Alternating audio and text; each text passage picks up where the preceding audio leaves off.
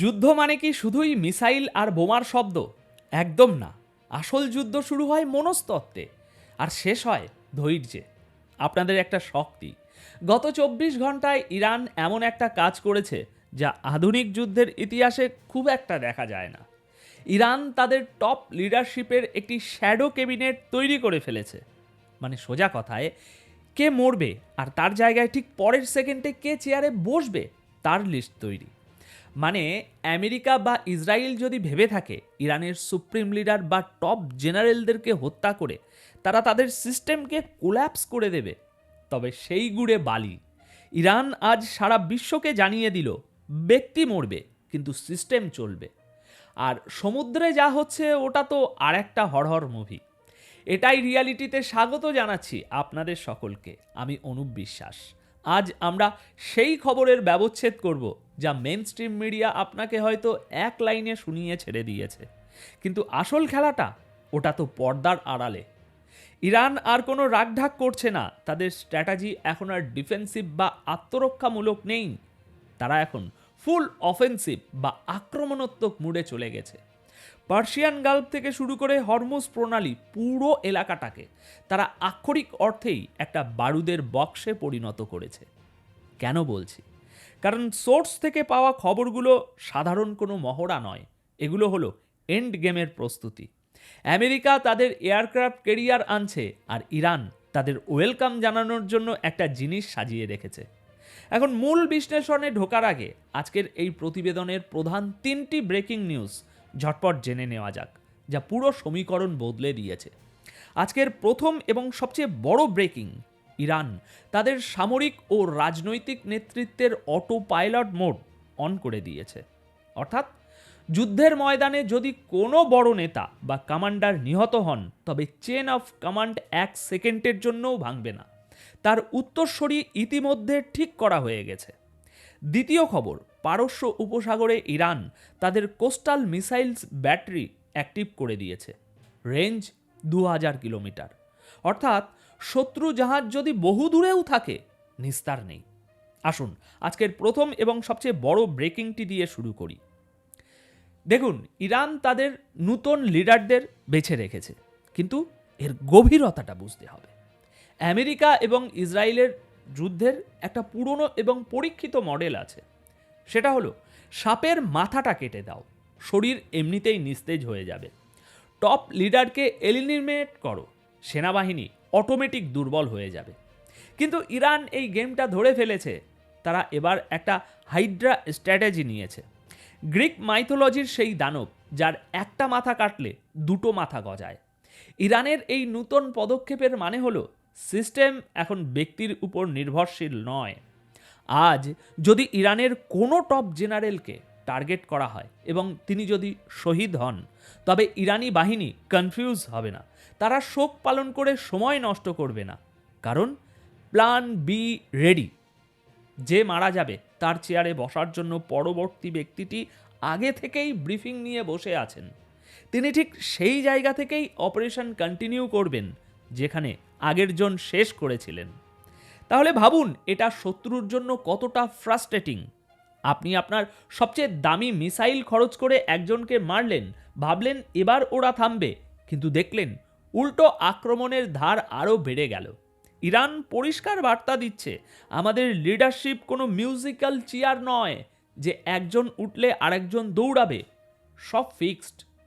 এটা ভয়ের লক্ষণ নয়, এটা হলো চরম আত্মবিশ্বাসের লক্ষণ। এবার আসি দ্বিতীয় পয়েন্টে, যা নিয়ে খুব কম আলোচনা হচ্ছে। জিওপলিটিক্সের ভাষায় একে বলা হয় অ্যান্টি অ্যাক্সেস এরিয়া ডিনায়েল। সহজ বাংলায়, আমার এলাকায় ঢোকার সাহস দেখিও না, ঢুকলে বের হতে পারবে না। রিপোর্ট বলছে, ইরানের রেভলিউশনারি গার্ড আইআরজিসি পারস্য উপসাগর এবং হরমুজগান প্রভিন্সে তাদের মুভমেন্ট অস্বাভাবিকভাবে বাড়িয়ে দিয়েছে। এখানে মূল ভয়ের কারণ হলো ফাতা এবং মুকাদ্দাম 360-র মতো অ্যান্টিশিপ মিসাইল। ব্যাপারটা একটু টেকনিক্যালি বুঝুন। আমেরিকার এয়ারক্রাফট ক্যারিয়ারগুলো হলো ভাসমান শহরের মতো।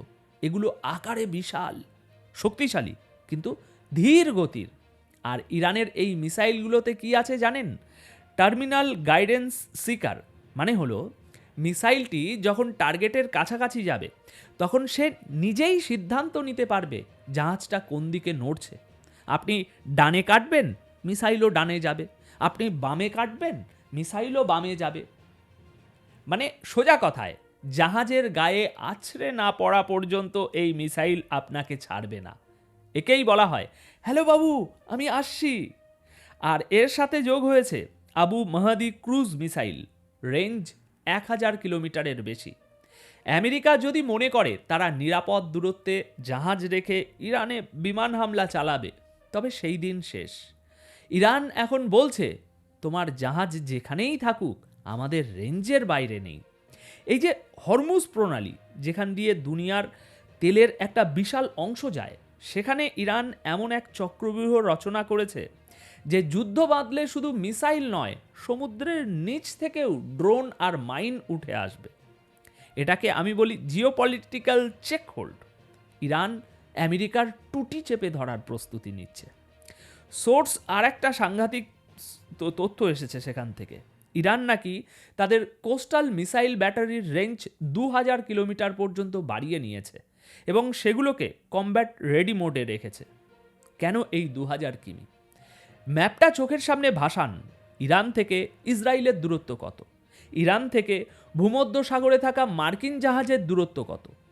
এই 2000 কিলোমিটার রেঞ্জ দিয়ে ইরান আসলে বুঝিয়ে দিল যুদ্ধটা শুধু বর্ডার বা সীমান্তে হবে না।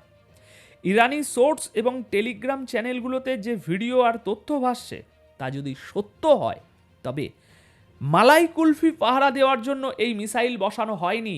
এগুলো বসানো হয়েছে ডেস্ট্রয়ার আর কেরিয়ার গ্রুপকে ধ্বংস করার জন্য। ইরানি পররাষ্ট্র মন্ত্রণালয়ের মুখপাত্র ইসমাইল বাঘে একটা প্রেস কনফারেন্সে খুব ঠান্ডা মাথায় একটা কথা বলেছেন। তিনি বলেছেন, জুন 2025-এর এক্সপিরিয়েন্স থেকে আমরা শিক্ষা নিয়েছি। এই লাইনটার মানে কি? এর মানে হলো তারা জানে আমেরিকা কিভাবে অ্যাটাক করে, তাদের প্যাটার্নটা ঠিক কী, এবং সেই অনুযায়ী ইরান বর্তমানে তাদের ডিফেন্স সাজিয়েছে।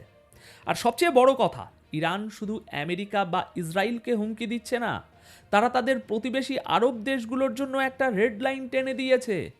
বার্তাটা খুব সিম্পল, তোমরা যদি আমেরিকার বেস হিসাবে নিজেদের মাটি ব্যবহার করতে দাও, তবে আমাদের মিসাইল তোমাদের উপরেও পড়তে পারে। এটাকে বলে স্ট্র্যাটেজিক লেভারেজ।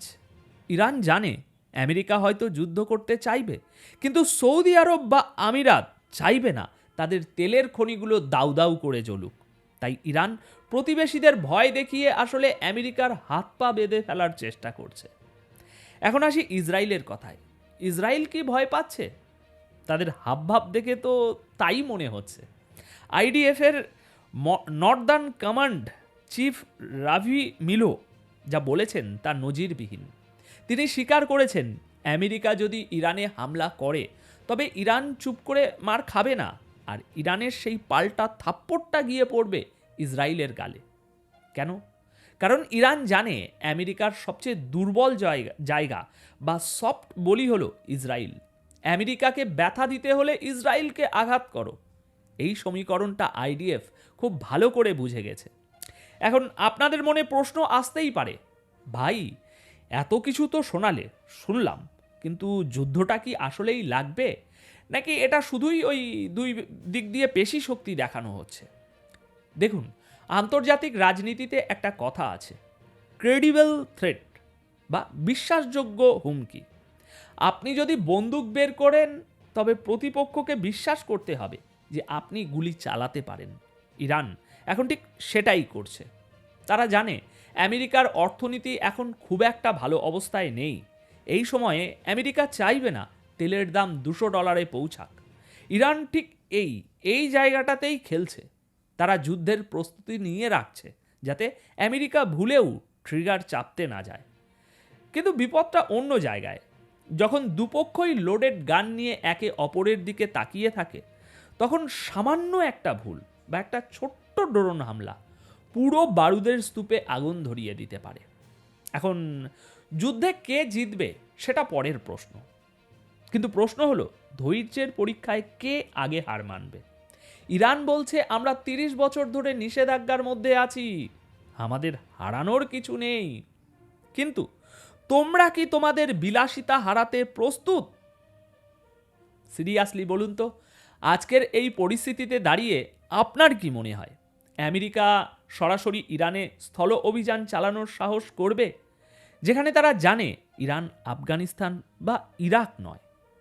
ভিডিও শেষে এসে আমি আপনাদের একটা কথাই বলবো, মিডল ইস্ট এখন একটা ফুটন্ত কড়াই, ঢাকনাটা যে কোনো সময় উড়ে যেতে পারে। ইরানের এই শ্যাডো লিডারশিপ তৈরি করা, 2000 কিলোমিটার পাল্লার মিসাইল তাক করা, আর ইসরায়েলের নার্ভাসনেস, সব মিলিয়ে চিত্রনাট্যটা খুব ভয়ঙ্কর দিকে মোড় নিচ্ছে। আমরা হয়তো ভাবছি এটা 10-12 দিনের উত্তেজনা, কিন্তু যারা ইতিহাস বোঝেন, জিওপলিটিক্স বোঝেন, তারা জানেন প্রথম বিশ্বযুদ্ধও কিন্তু একটা ছোট্ট ঘটনা দিয়ে শুরু হয়েছিল। আমাদের কাজ হলো সজাগ থাকা, কারণ সেখানে আগুন লাগলে তার তাপ আমাদের পকেটে এসেও লাগবে। তেলের দাম, বাজারের দাম কোথায় যাবে? আপনাদের কি মনে হয় ইরান কি সত্যি আমেরিকার কেরিয়ার ডোবানোর ক্ষমতা রাখে? নিচে কমেন্ট করে আপনার সুচিন্তিত মতামত জানান। আপনাদের কমেন্টগুলো আমি খুব গুরুত্ব দিয়ে পড়ি। আর হ্যাঁ, যারা এখনও সাবস্ক্রাইব করেননি তারা কিন্তু ইতিহাসের সাক্ষী হওয়া থেকে বঞ্চিত হচ্ছেন। তাই দ্রুত সাবস্ক্রাইব করে বেল আইকনটি চেপে দিন। মনে রাখবেন, এই যুদ্ধটা অস্ত্রের চেয়েও বেশি হবে অর্থনীতির এবং সহনশীলতার। অনেক লম্বা যুদ্ধ হবে। আর সেই গেমে ইরান আমেরিকাকে এমন এক গোলক ধাঁধায় ফেলবে, যা থেকে বের হওয়া বাইডেন বা ট্রাম্প বা অন্য কারোর পক্ষেই অতটা সহজ হবে না। দেখা হচ্ছে পরের প্রতিবেদনে। ভালো থাকবেন, সুস্থ থাকবেন। ধন্যবাদ আপনাদের সকলকে।